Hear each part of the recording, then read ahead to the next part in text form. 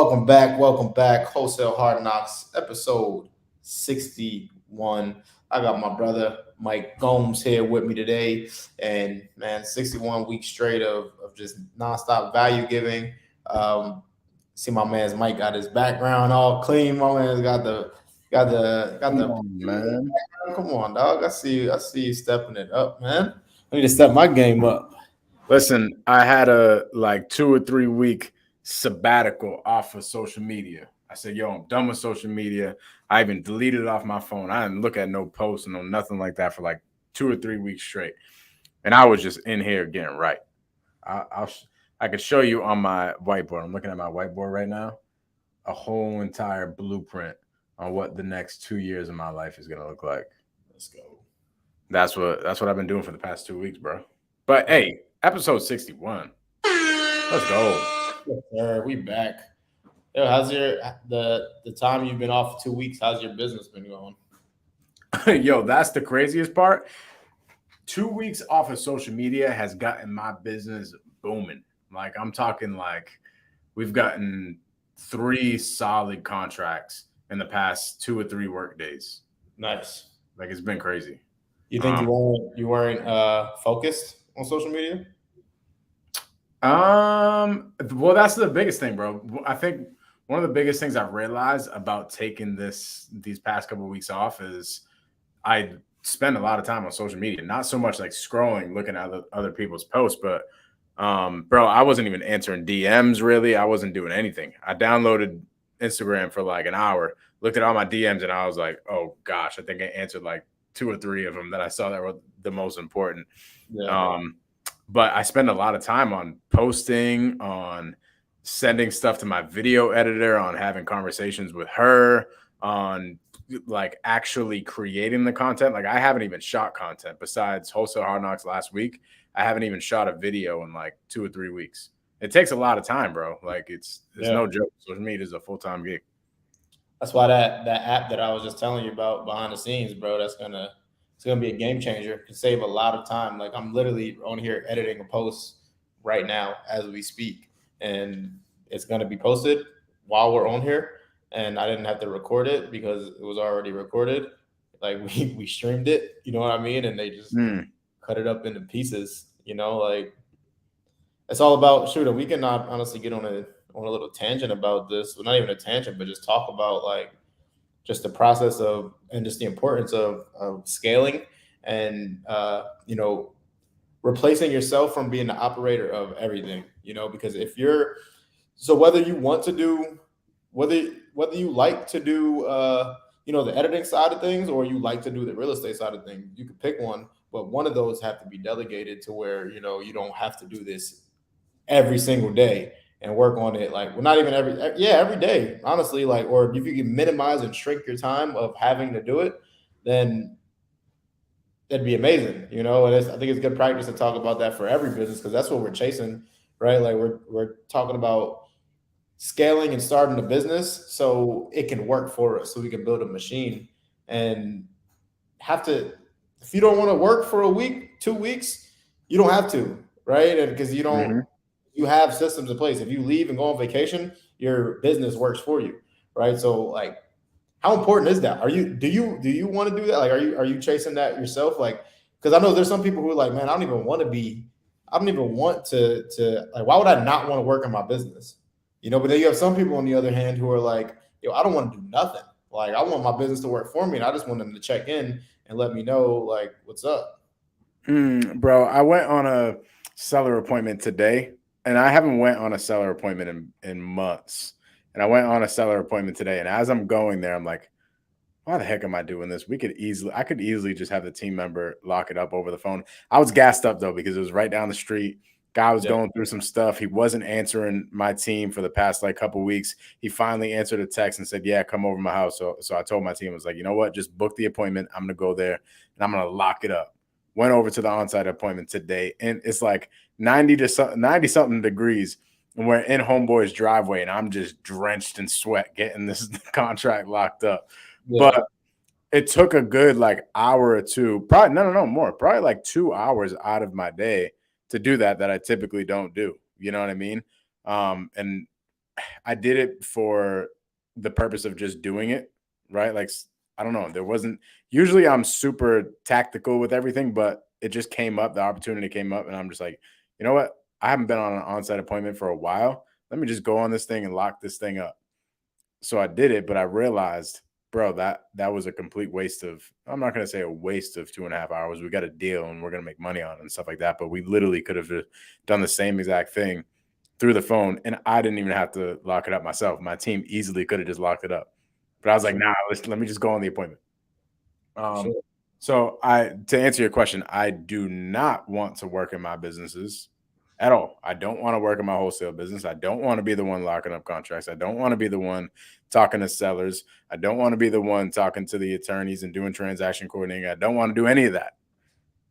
One thing I do like doing, if we're going to talk about social media too, I would highly recommend if you're taking social media serious to treat it like a business. Just like you treat your wholesale business, treat social media like a business, just like any other thing, because that's really what it is. So to Daryl's point, Daryl, we were talking right before the podcast in the backstage thing, and he's like, "Bro, I didn't even post today. Crap, I got to post really quick." Homeboy literally in 2 seconds pressed a couple buttons and started editing a video without actually having to edit the video. He just had AI do it. Facts. But here's the biggest thing: you knew that how important it was to be consistent, and you're like, it popped in your brain. Oh crap, I got to post today. Same thing with me. I'm still the one posting my stuff on social media. So yes, if you're DMing me or if you see me, replying in the comments, that is me. And I will do that for like forever. I'm always going to reply to my DMs. I'm always going to reply to my comments and everything like that. I just don't believe in having a virtual assistant or something do things like that. But it does take a lot of time. And if you're going to take this thing serious, then take it serious. You know, like if I'm going to go create a community and I'm going to go have people following me, who the heck am I not to actually interact with them? And how, like, bro, that is like, how do you outsource interaction with like human being to human being? Someone that's trying to connect with you personally. It's not like you're interacting with a seller or something like that, where you could just have a team member doing that. You're connecting with people like that is looking at your page. That's like, oh, I see Daryl. I want to talk to Daryl. Like I'm liking his stuff. I'm commenting on the stuff. I want to talk to him. I don't want to talk to a VA. So, but the important part of it is that you're being consistent with it. So you got to time block and you got to put in these systems and processes. So if you're getting overwhelmed with video editing, if you're getting overwhelmed with posting and stuff like that, just time block some time to do it. If you need help video editing, the AI out there is crazy with the video editing where you don't have to do anything. Daryl was just telling me, like literally, you just press a button and it edits the video. Or don't even edit the freaking video, just post it. Just get in the rhythm of posting it and be consistent. Bro, that's what I'm doing right now, bro. Yeah. I'm editing this video. Like they spit out edits for me, and I'm just picking one and I'm just posting it. Like I don't. It may be totally messed up, right? But guess what? It's better than not posting at all. Exactly. Exactly. It can be wrong. Like it doesn't have to be perfect. And I think that that's what stops a lot of people from doing anything is they wait to see they wait to get it perfect, right? Like Mhm. you can either just do it and figure it out as you're doing it, like trying to figure out how to put a parachute on as you're already jumping out the plane, or you can just like figure out every single step of the way. And then by that time, you're gonna be so scared, you're gonna be like, oh shit, like I'm in the sky, like I ain't jumping. You ain't gonna Mhm. jump. You know what I mean? Like, That's with everything, bro. Same with your real estate business. It's like, bro, everything ain't gonna be perfect. yeah. And if it is, if you are trying to make it perfect, like if you're so stuck on just getting it done, just making it perfect rather than just like doing it, you're never gonna be successful. You're never gonna be successful. You can always like build things and make it better. You know what I mean? Or you could always work on it at the same time, make it better. It's the quite frankly, it's never gonna be perfect. You Mm, know what I'm saying? Like regardless of how perfect you think it is, something will always go wrong, and you got to fix it. right. It's not even going. It's just a challenge. It's a new challenge every single time. So instead of looking at the problems as like issues, just look at them as challenges and gamify it. play the game, just get started, and then just play the game and learn as you go. So, but not the scaling side of things. It's big, right? Because like, I don't want to be a wholesaler forever. Like that's like I want to wholesale. I want to turn my wholesale business into a just more of a lead generation acquisitions business. Like keeping majority of the deals and just doing bigger things though, right? Like I want to do way bigger things. I want to travel. I want to do things that may not have anything to do with real estate, right? I want to talk on stages. I want to help the world, right? I want to build freaking schools in Africa, like so many things that we can do. And if we're sitting here worried about the day-to-days on business and like did this lead get followed up with, or did this title company make sure that the money got sent to the right people, or make sure the escrows, like those little things will make you go crazy, right? So it's our job to, as fast as we can, make systems and processes for our business to work, even when we're not there. When we're not there. Facts. I'm gonna take it a step further. You said you shouldn't want to stay in your wholesale business forever. Yeah, I'm gonna take it a step further, and I'm gonna say you will not stay in your wholesale business forever, for sure. because this stuff is tiring. Like you will get sick of wholesaling. You are not gonna be sitting here being a wholesaler, like just being a wholesaler. You might always have a direct to seller wholesale business or whatever going on the side with your team, or whatever. That might always be your thing on the side if you're going out and doing other things. But if you're just focusing on wholesaling, you are not going to have longevity if you're thinking that you're going to build a business that's going to sustain you for the next 30 years. It's not like, you see what I mean? Because it's exhausting. It's a high paid job that is absolutely exhausting. You'd be better off just going to a 9-to-5 job. You think so? And getting for 30 years? Yes. Only wholesaling though, right? Like strictly wholesaling. Yeah, that's what I'm saying. Like, so dude, I'm gonna have a wholesale business for forever, right? Because I know it. I know how to automize it and systematize it and all that stuff. Plus, I teach wholesaling, right? So if I'm teaching wholesaling, I got to keep my business alive. I'm not gonna just sorry to interrupt, but it'll get to a point where you're gonna be like, yo, like I'm really not here to make assignment fee money. I'm really here to buy these deals, right? So you'll have an operator in place who they're making majority of these wholesale fees. You'll probably drop down to 20, 15% of each deal, right? Now it's just like residual. Now it's just passive income. Like remember when Mitt was on our podcast and he was talking about how like people don't talk about passive income when it comes to your business.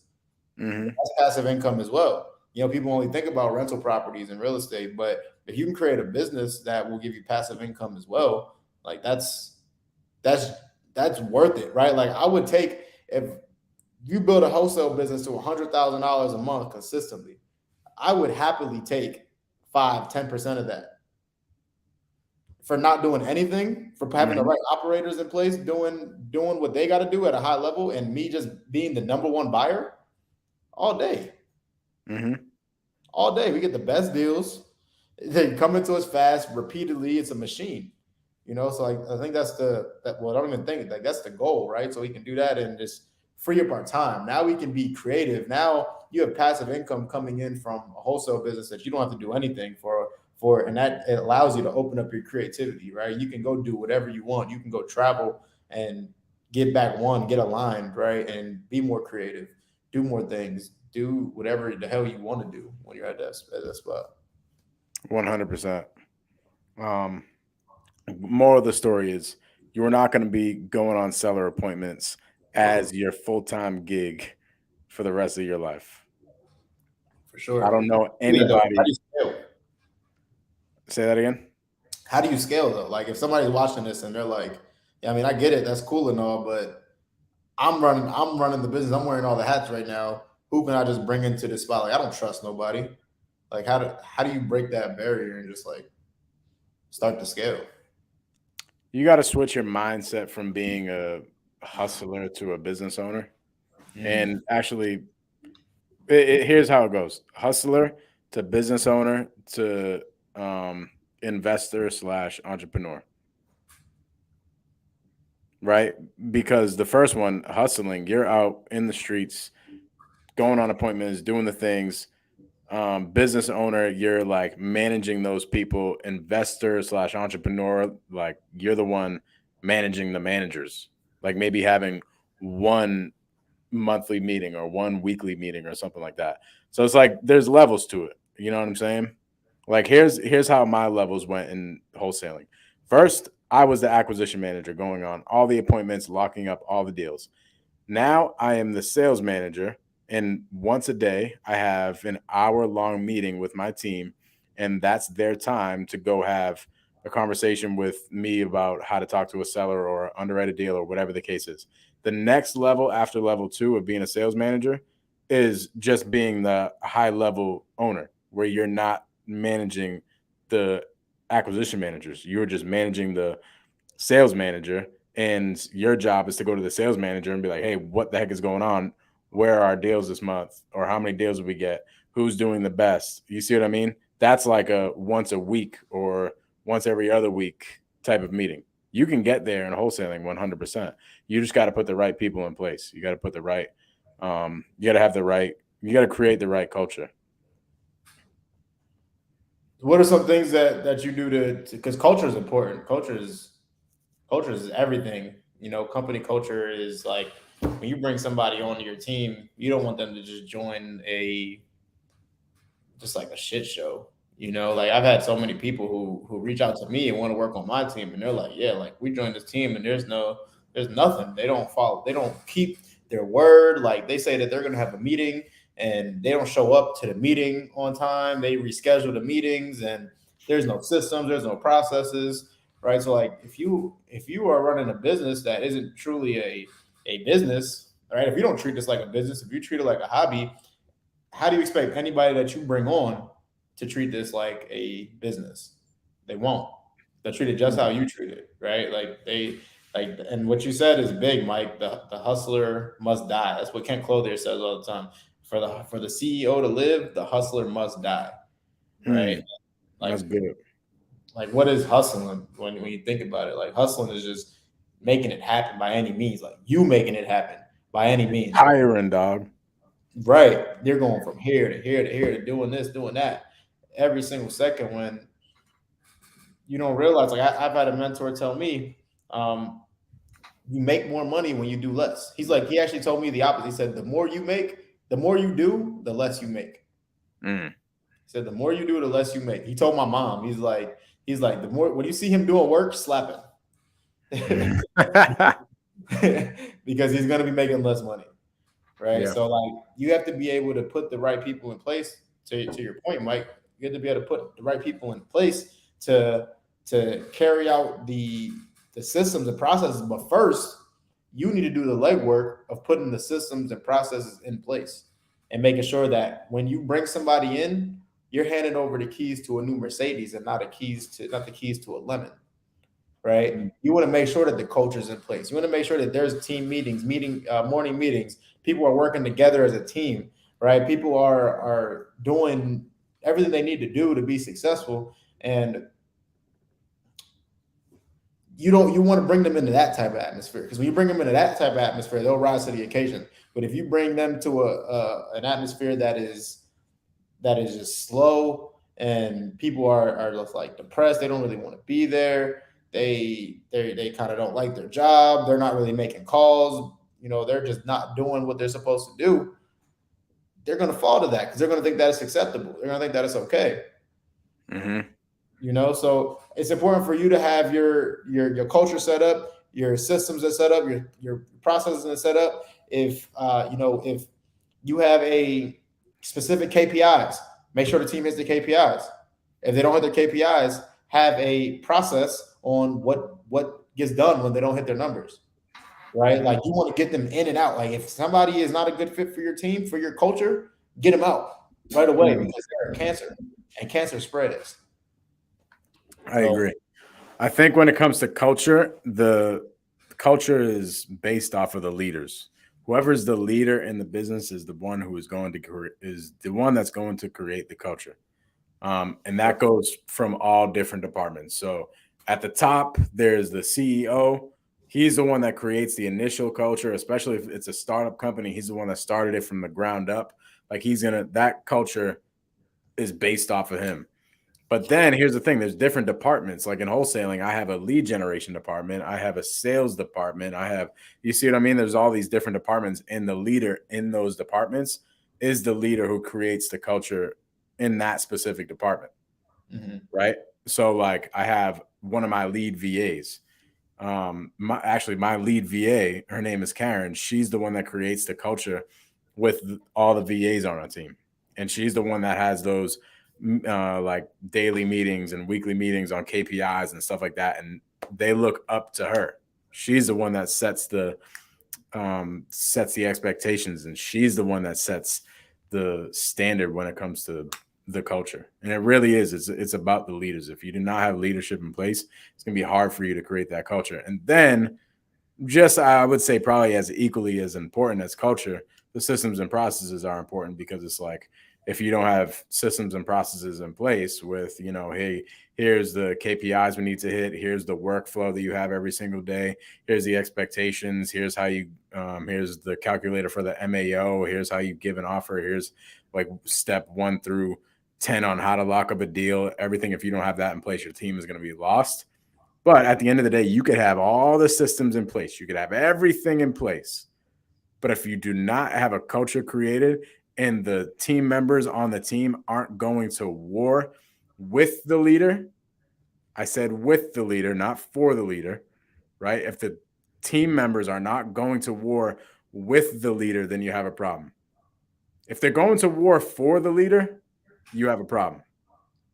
So the leader is the one that sets that expectation. So to your point, Daryl, like if the leader gets on the sales meeting or something like that and is scared to hop on a seller call, or they're late to the sales meeting or something like that, that's setting the standard, that's creating the culture, right?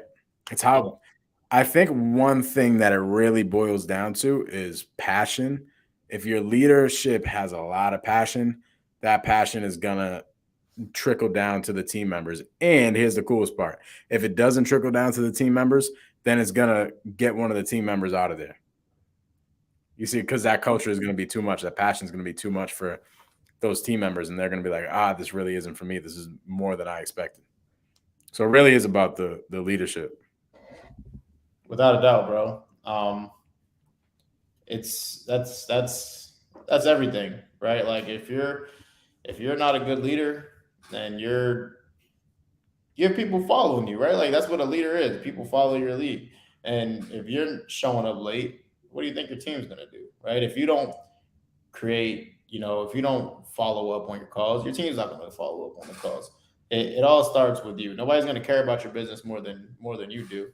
Right. So if you're already showing that you don't really care about it, then people aren't gonna give a shit about your business. Mm-hmm. I talked about the story last time on Wholesale Hardknocks last week with Karen, and how she was about to leave the business, and she didn't leave the business because of the culture that we created. Mm-hmm.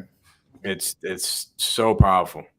It all boils down to actually not even passion, bro. I think it really all boils down to how much does the leader care, and you'll see how much their team cares and how much the team goes to war with the leader, not for the leader. For sure. I think that's a great point, bro. That's a really good point. With the leader, not for the leader. That's Mhm. that's good. That's real good. Heck yeah. But yo, today is supposed to be a Q and A as well. So if you guys have questions, put your questions in the chat. Put your questions in the side chat. Mike, I know you'd be getting questions in your DMs. Did you turn Instagram back on? I did, bro. Do we have it? You got any questions in there for us? My joints are flooded. What you got? What you got for us? Let's see what we got, bro.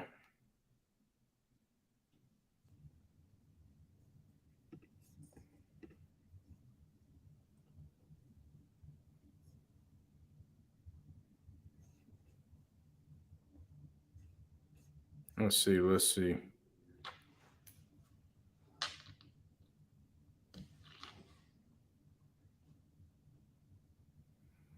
Hmm. I got one question. Have you ever used a cash out refinance to give the seller their down payment? I've attempted it. Um, it fell through because the seller had bad credit, so it was making our mortgage payment like really high, and we weren't going to be able to cash flow. So to clarify, what the person is asking is, have you ever got the seller to agree to getting a cash out refinance? You take that refinance, right? The seller gets 75%, 70% of what the property is worth. Once the bank pays that 70% off, pays the lender, gives the seller the rest of that 70%, that difference, right? The rest of the money, well, that'll work as a seller's down payment, right? And then the rest of the money is their equity, whatever you agree to, right? When they get that new loan, cash out on a cash out refinance, we take that new loan over subject to, right? So they go get a loan, it's in their name, they refinance, we come in, take over that new mortgage subject to that existing mortgage, and we make those payments on the seller's behalf every single month.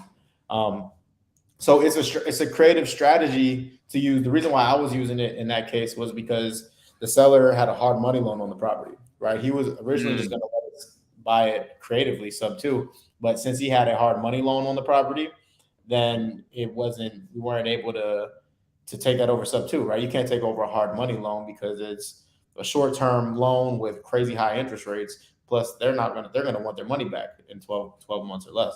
So what I told the seller was, I can't take this over sub two, but what we can do is you refinance, get your equity out, refinance out of that mortgage. You get 75% of it. I'll even bring the lender to the table for you, right? Shout out my girl Tanya Turner. We brought Tanya Turner to the table. She brought all these different loan options for this seller, and he was able to attempt to get a refinance, right? But like I said, his credit was messed up. But in other times, he would have got the refinance. They would have paid him that 75% off, and we would have took over that new loan sub two. Now, it's tough because you have to underwrite the deal based on a projected interest rate, right? So like that interest rate isn't real until you actually come back with the loan, like, even on a pre-approval, right? Like it may not even work until that loan is actually like certified. So it's a lot of estimates that you have to run these numbers on. So it has to be a really smoking hot deal for you to be able to do a cash out refinance. Did she have another question that came with that? Or she just asked, did you ever do it, just because she was fucking curious? Yeah, she also probably wants, or he probably also wants to know how all that works. But I think the refinance goes over a lot of people's heads. Yeah. Because a lot of people don't know that when a bank is going to give you a refinance loan, or even if they're just going to give you a loan against the property, they're only going to give you a loan up to like 80% of what the property appraises for. Mm-hmm. So people are like, well, I have, this property. Let's think about like somebody's rental or a personal house or something like that. People are like, Yeah. well, I have this property that's worth 200 grand. I owe 150 to the bank. I think I'm just going to go get a refinance loan and take out $50,000. Mm-hmm. Do you think that will work? Nah. Why not? You said do what? Repeat it one more time. So let's just say somebody owns a rental property, right? And they're like, hey, Daryll, I have this rental property. I owe $150,000 to the mortgage. Mm-hmm. And the property is worth, on the market, it says on Zillow that it's worth 200 grand. I Yeah. want to take my $50,000 in equity out. Oh no. I'm going to go get a refinance loan to do that. Yeah, the bank's only going to give you 70 to 75% of what that property's worth. And then on top of that, they're going to want to see that, it's in good condition, right? They're going to want to see that there's, like Tim said, yeah, you can't get 100% LTV. It would be nice though. It would be very nice to get 100%. But the bank, they're going to want some type of skin in the game. All right, they don't want to give the whole thing. They're only going to give 75% of that. It sucks, but it is what it is. You got to run the numbers accordingly. Right. And that's why people get so confused sometimes where they'll bring a deal to us and we're like, this isn't a deal. Right. Like you won't be able to refinance out of this deal. You won't be able to burr this deal or whatever because the numbers just don't make sense. The bank is only going to give you 80%. People think that they give you the whole thing. Or just people in general, Daryl. I think people think if they have a property on the market, well, I mean, if they have a property that's worth 200 and says that on Zillow and they only owe 150 to the bank, they think that they have $50,000 in equity. Yeah. I That is wish not the case. that worked. They pretty much have no equity. Yeah. Like I wish that worked, bro. when you really break the numbers down, if somebody has a property that's worth 200 grand on the market, after their realtor costs and stuff, they really are walking away with like 184. Never mind any repairs or whatever that has to be done to the property. Mm-hmm. So they think that they have $50,000 in equity, but they really don't. Great question. Great question. That was a great question. Yeah, for It sure. must be out crushing deals. I'm gonna tell him to go watch Wholesale Hardknocks, and then he'll get his answer. The answer. Yeah. What else you got, bro? Let's see what we got.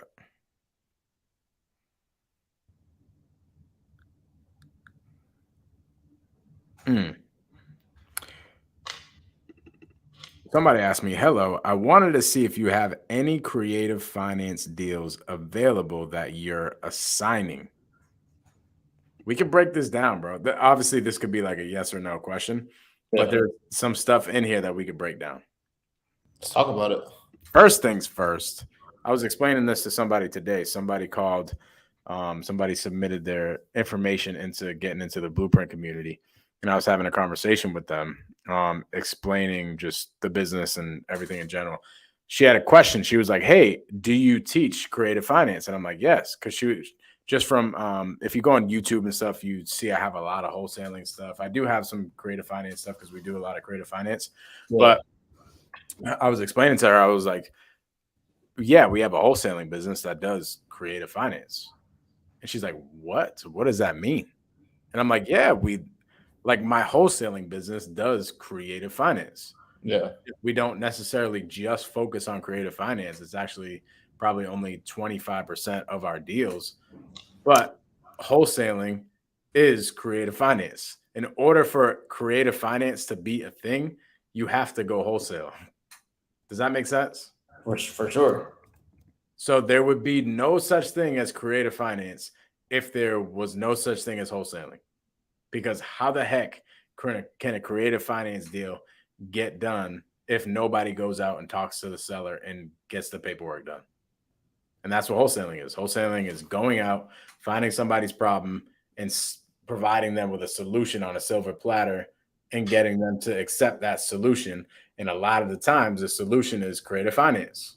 Yep. And then simply what happens from there, if you're like, yo, this isn't a deal that I want to do. This is like 5 states far from where I'm at. I don't want anything to do with this deal. Then you simply just assign it to somebody else and make $10,000 on the deal. I have a deal that just closed last week, sub 2 deal up in New Hampshire. I won no parts. It was a big entry fee. The property needed a ton of work. It was in an area that I was like, what the heck can you do up there? I'm good. I want nothing to do with it. We just assigned it and made $12,000. So I talked to, literally all I had to do was talk to the seller, explain to her that somebody can buy. By the way, I told her that I'm not buying the house. I said, hey, this is out of my market. I'm like 3 hours away from you. I want nothing to do with this deal. But here's the deal. I know everybody in the area doing deals. Mm-hmm. I hang out with these guys. I go out and have drinks with them. I go out and have dinner. We do meetups together. We do all the things together. Why don't I go connect you with one of those guys? And we will just facilitate everything for you. We'll put everything together. We'll structure everything for you so that it gets done. We'll do all the paperwork. We'll have our transaction coordinators do everything and our attorneys do everything. It'll be the same deal for you. Just kind of sit back and let us handle everything. And then the person that we bring in, they'll give us a finder's fee for helping them out with the deal.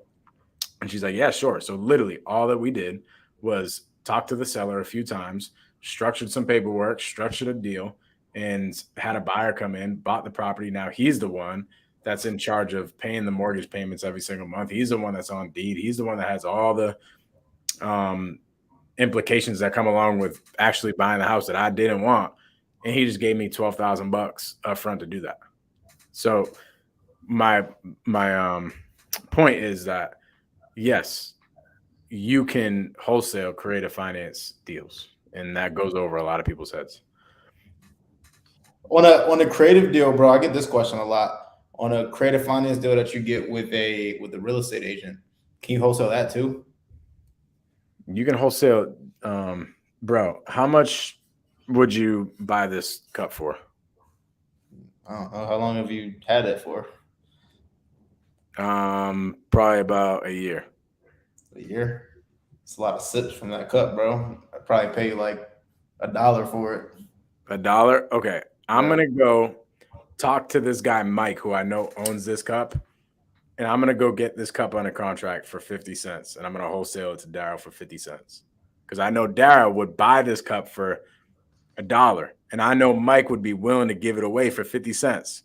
So Yep. let me go make an agreement with Mike. I know this guy, Mike. He's right down the hallway. Let me go talk to him really quick. Yep. He said that he would take 50 cents for the cup. I'm going to go lock this thing up, and then I'm going to simply just sell that. So how does the realtor get paid, though? How does the realtor get paid? Yeah, how's the realtor get paid? Okay, cool.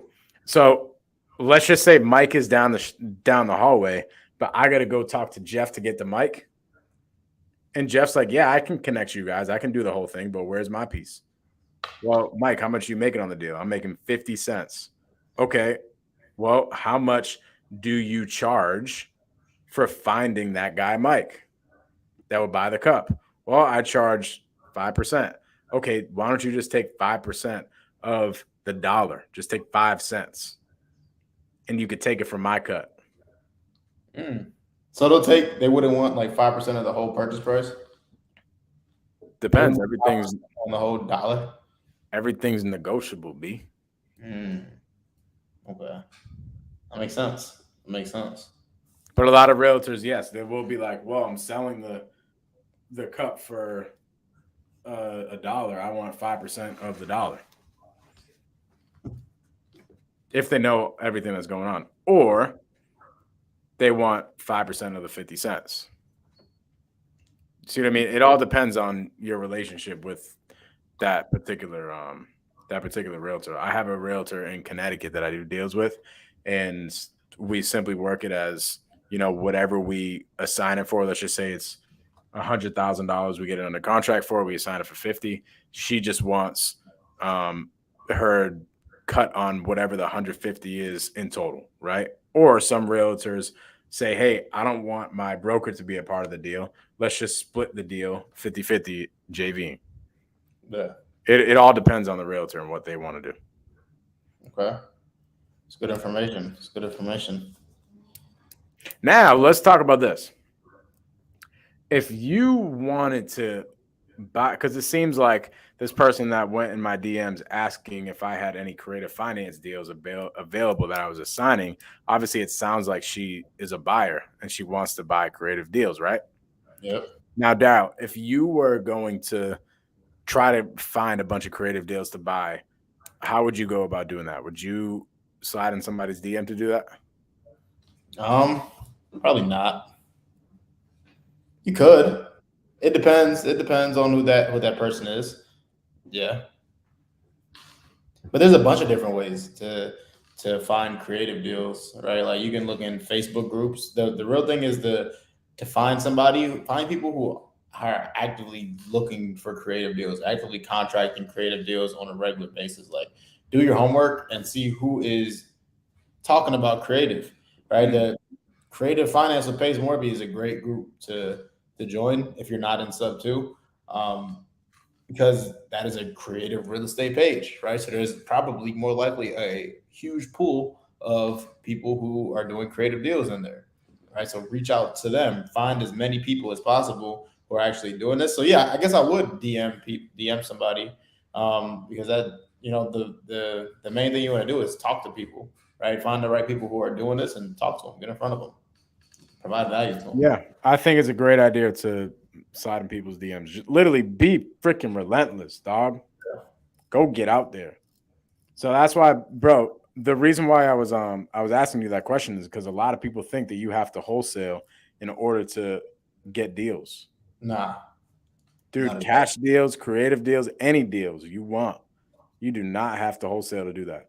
I would actually recommend if you were like working a 9 to 5 job and you want to stay in that job for a while, or if you already own a business that's crushing it and you just want to invest into real estate, I highly recommend you not doing wholesaling because wholesaling is, we were talking about this in the beginning, wholesaling is freaking tiring.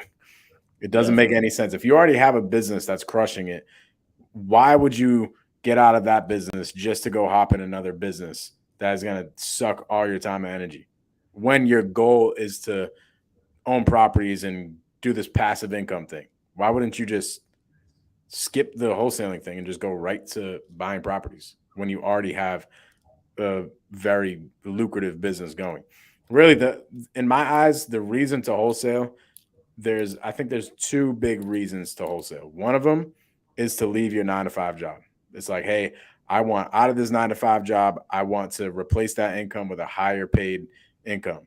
Wholesaling is great to do that.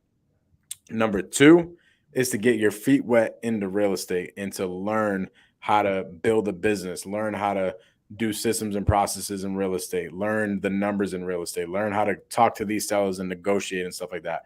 I would say learning is the biggest thing. But a lot of people, they already know. They've already done a few fix and flips here and there. They already understand like the how the real estate transactions get done, and they own a business that is crushing it, doing 100K a month in their plumbing business, and they want to go build a wholesaling business. I'm like, dude, you're literally just replacing your plumbing business for another plumbing business, essentially. Yeah, Like, just go buy deals, bro. for sure. For sure. Not everybody, like you said, not everybody needs to have a wholesale business. It's not for everybody. Like you have to be I feel like you have to just enjoy sales for it mostly. And then when you enjoy sales, like you're gonna be like, damn, I could be selling bigger things too. It's a lot of easier things to sell um, than selling somebody as to why they should take a discount on their house, you know, or doing creative. I agree. Um, Here's what I would say to cap everything off.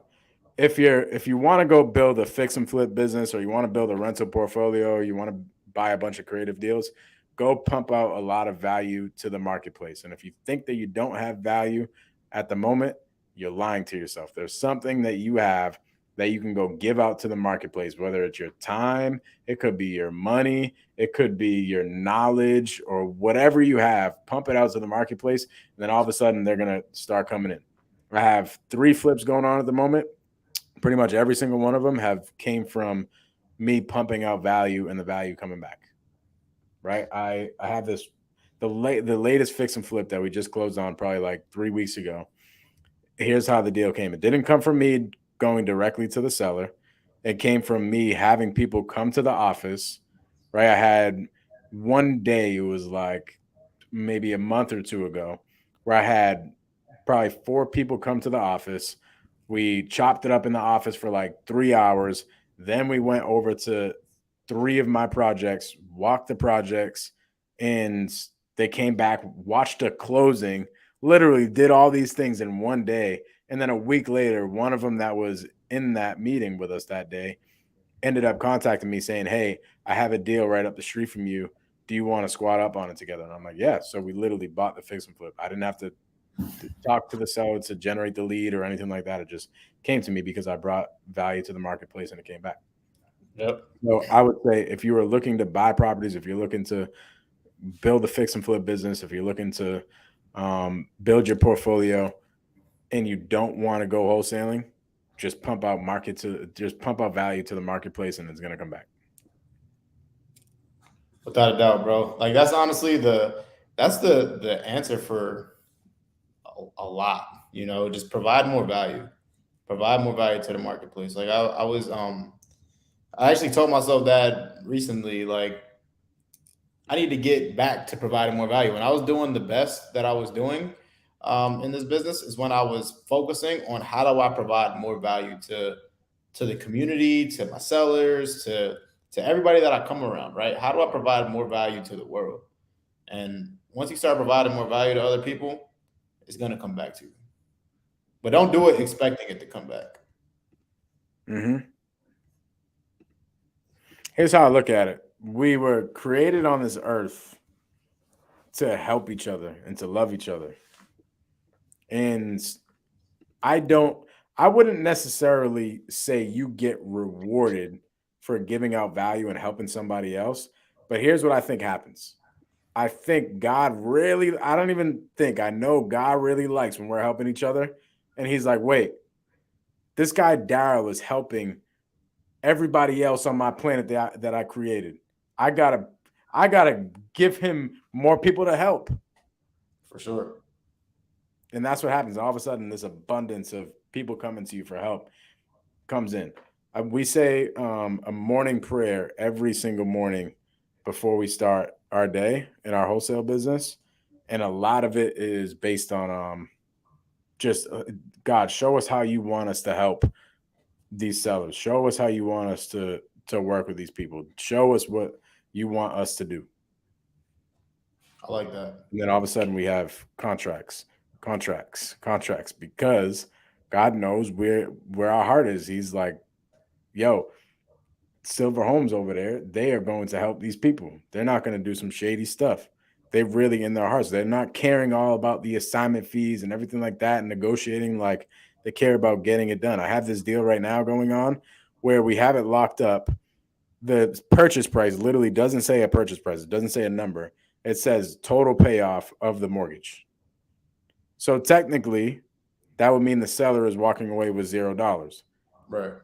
But I'm not going to let that happen. I'm not just going to say it was great negotiating, right? Like, it was a really good job that we did with negotiating. Think about it. We got this deal done with this guy not making any money. That's pretty good negotiating. But at the end of the day, is that really a righteous thing to do when you're making 80 grand on the deal?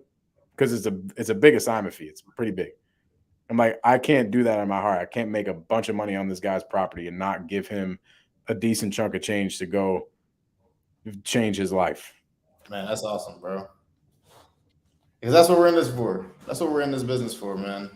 We're not here to take Mm-hmm. advantage of people. We're here to solve problems, help people out of the situations that they couldn't be in. And you did the right thing, right? Like, you had to negotiate to where it had to make sense to where you could actually buy it, the property, and you happen to find a buyer who's going to come in and pay you a good fee for it, right? So out of your now, you don't have to give him the money, but you being the good person you are, you're like, hey man, like, I'm not going to feel great spent if I made all this money on this property just to for him to not get anything, you know?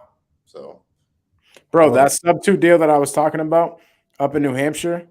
Hmm. we negotiate, we're starting to get the deal done and everything. And then all of a sudden the seller comes back and they're like, wait, hey, so am I walking away with any money in this deal? I was like, as it sits at the moment, no. Yeah. The way that we have this deal structured, and I don't even think that we're going to be able to give you any money on the deal. And she's like, well, listen, I have a lot going on. She was going through chemo. She had a lot of stuff going on with like dental work and everything like that. She really needed some money. So the whole entire assignment fee with before it was split up between everything was $12,000. Okay. That was after $10,000 that we agreed to give the seller. So I knew we were going to be able to make at least like $20,000 to $30,000 on the assignment fee, and she was pressed for the money. Like, and she was like, and I honestly, bro, I could have got the deal done and could have told her no because she was in a lot of pain with the property itself. She was like, bleeding money every single month, and she couldn't manage it anymore. Yeah. So very easily, investors do this all the time. They take advantage of situations like that. I'm like, bro, I have the opportunity to help this lady with her dental work and to take her out of some of the pain that she's in. I'm not just going to allow myself to make all the money. Like, there's a certain reason why I'm here structuring the deal for her. Here's $10,000. Damn, that's awesome, bro. That's why we homies, bro. You got a good heart and you use it. You know what I'm saying? Like, not many people would do that. Like, I have this one. I think I brought it up to you. We brought it up on Wholesale Hardknocks one day. Um, it's a deal where this lady called us. She called she called in a PPC, right? So we're doing PPC. She called in and said that she's looking to sell this house that she bought actually on a wrap, right? And the wrap, the person who sold her the wrap, like sold her some crazy terms, 11% interest, and she just can't do anything with the property. It was a crazy down payment, and she's behind. And these people are just like, they can help her, but they're not trying to work with her. They're not trying to do like a loan modification. They're not trying to do anything with her. They're just ready to take the house again, right? And it's like, are we really like this is what we're really here for? Are we here to just take advantage of people and just put them in really tough positions, or are we here to actually help? So I'm glad you said that, bro. I'm glad you're doing things like that to help people when you're in that position because not everybody would. It's Yeah. unfortunate. No, it's here's what I would say. If you're not, then if that's not on your heart, because it's not on a lot of people's heart, that's just like naturally on my heart. I'm not here, I'm not like bragging about that or anything like that. It's just literally naturally what comes to me. I just want to give what I can give. But that's not on a lot of people's heart, you know? Sure. And if that's not the case, I think really praying about how to change that in your heart is going to help you out. Yeah. Without a doubt, man. Um, yeah, bro, that's dope. Did you have anything else you wanted to hit on today? Man, we got all these questions answered. I have like another 16 DMs that I'm looking at that we could potentially answer, but we're up here for time. When we do the next Q&A, I'll have to look at all these DMs that I didn't answer over the past like couple weeks, and we'll do that here in the next couple weeks.